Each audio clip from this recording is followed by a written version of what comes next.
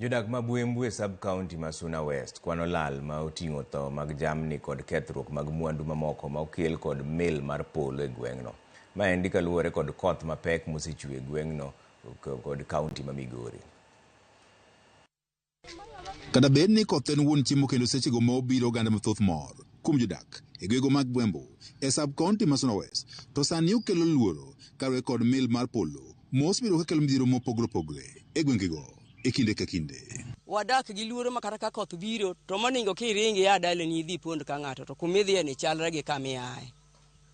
Mit koro waluor ka sirikali oyie okonywa kata ka ginyalo yudo kaka gimako polo no. Kitu ambacho tuliona siku hiyo tunashangaa paka muda huu. Tunaomba wa serikali tusaidie hapa kijijini. Tuna shida kweli. Polonyo biro miyo nego jamni owang'o udi kendo okelo luoro ne jodak ma Suna West hasa Bwembu area. E chakruok mar juma ni mil polo mapek ne onende gwengo mag Bwembu kendo ne okelo lal mathoth ma oting'o wang' mag moko kuom mwandu, tho mag jamni kaachiel kod kata hinyruok mag moko kuom oganda. Gima neno ni pok aneno. Gik moko nyokethore e Kijicha ka, dhok otho ka dhok ariyo. Gik moko wang' ka gwen owang' dalani.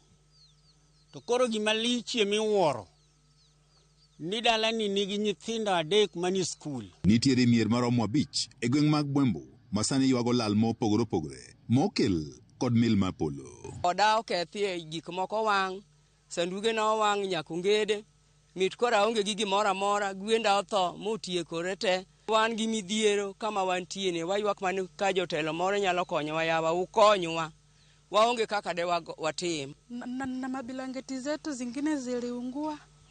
Na bwana yetu naye alishafariki, tuna watoto ambao wanaenda shule. Jennifer Tieno ne owito dhok ariyo bang' mil mar polo ne goyogi kendo ne giwito ngimagi e chakruok mar jumani ka mwandu mag mopogore opogore bende ne okethi kod mil mar polo.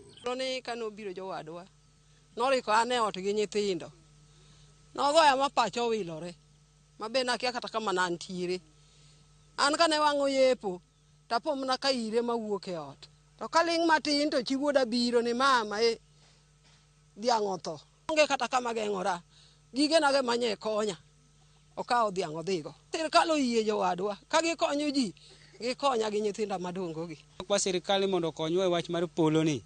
Polo no timonwa malich, gik ma iyot, wang'o, TV, ufa, unge, yani lewni moko nyaka gwen otho te. Jodagi ma Bwembu dwaro mondo koro piny owacho many yore mar geng'o midhiero mar mil mar polo mosebiro ka hinyogi e kinde ka kinde.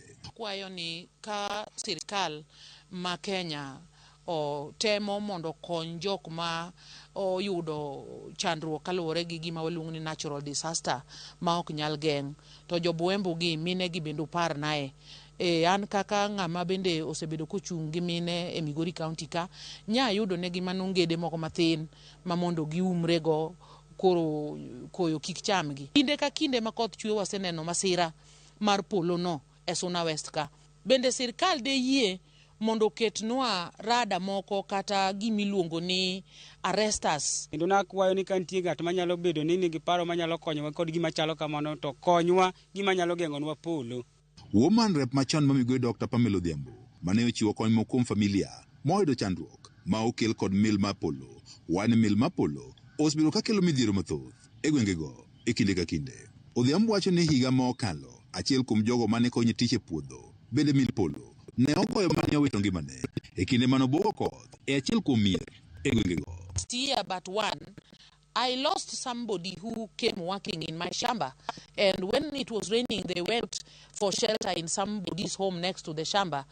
The thunder hit and actually this young man died, and it is that serious and it has been happening over and over again. George Juma, Ramogi TV, Migori.